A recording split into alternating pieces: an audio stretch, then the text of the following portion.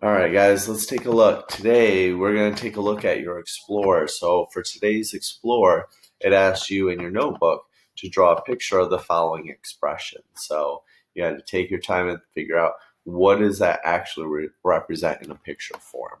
So I'm going to go ahead and do it along with you so we can take a look at what this would be, and hopefully that'll give you an idea of why I'm having you do it. So our first problem is 4 times 3 plus 2. Now, when we take a look at that problem, that's telling us we have 4 groups of 3, and then we're adding 2 more on. So if I'm drawing a picture of that, 1, 2, 3, 4 groups of 3. That's one group of 3. That's another group of 3. That's another group of 3. And there's 4. That's 1, 2, 3, 4. 4 groups of 3, plus I'm adding in 2 more, making 3, 6, 9, 12, 13, 14. So I have 14 altogether. Now, when I look at this next part, it says I want 4 groups of 3 plus 2. So let's see, a 3 plus 2. So there's 3 plus 2. That's one group of it. 3 plus 2. That's 2 groups of it. 3 plus 2. That's 3 groups. 3 plus 2. And that's 1, 2, 3, 4. 4 groups of 3 plus 2. Because remember, these parentheses grouped it together. So I'm getting 4 groups of that whole thing. So that makes 5, 10, 15, 20. So right here, my answer would have been that makes 20. So when we take a look, that's one of the reasons why these parentheses are coming up with different answers. We're grouping things differently. Now, for today, I really wanted you to stop and figure out this one right here. And then we were going to compare it to these two. So 4 groups of 3. All right, 1, 2, 3. 1, 2, 3. 1, 2, 3. 1, 2, 3. There's my 4 groups of 3. Plus, now I want 4 groups of 2. 1, 2, 3, 4. So if I was looking at how much that makes, it's 3, 6, 9, 12, 13, 14, 15, 16, 17, 18, 19, 20. So that makes 20. So notice these two expressions right here and right here actually end up being the exact same amount because I'm doing 4 groups of 3 plus 2. And down here, I'm doing 4 groups of 3 and 4 groups of 2, and I'm putting them together. And realistically, I'm ending up with the same picture. Look, here's the 3 groups, or the group of 3 and a group of 2. That matches this one. And I'm doing it 4 times.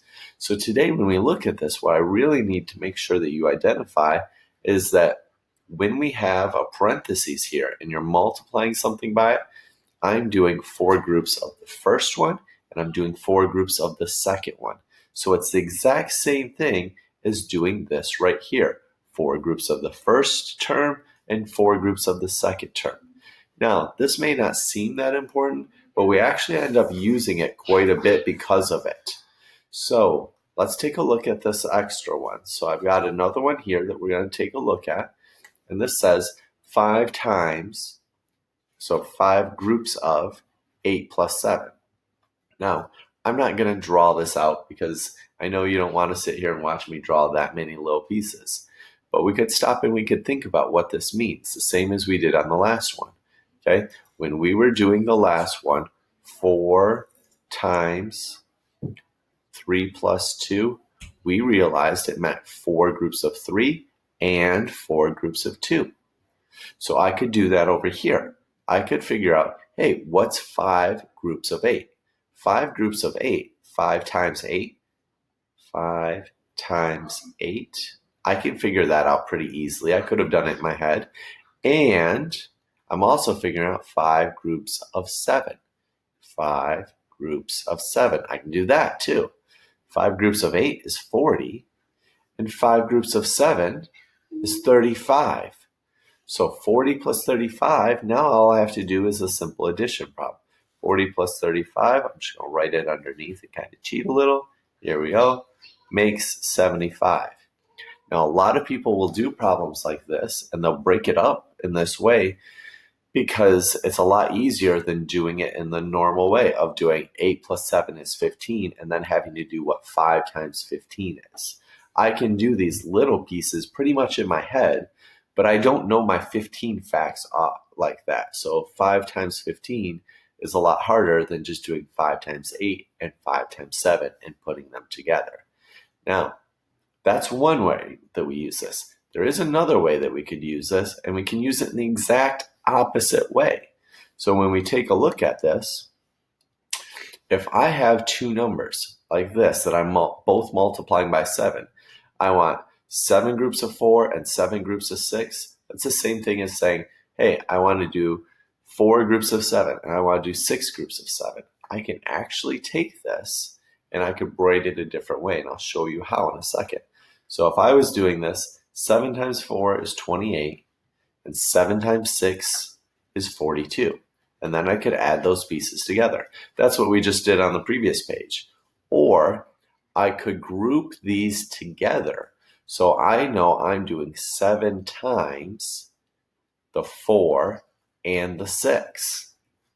Now when I look at it this way, I can do this part first. 4 plus 6 makes 10. And then I'm doing 7 times 10. 7 times 10 is 70. And if we looked back over here, the 28 plus 42, okay, that actually did make 70. So this property that we're looking at is called the distributive property, okay? The distributive property is D-I-S-T-R-U-B-I-T.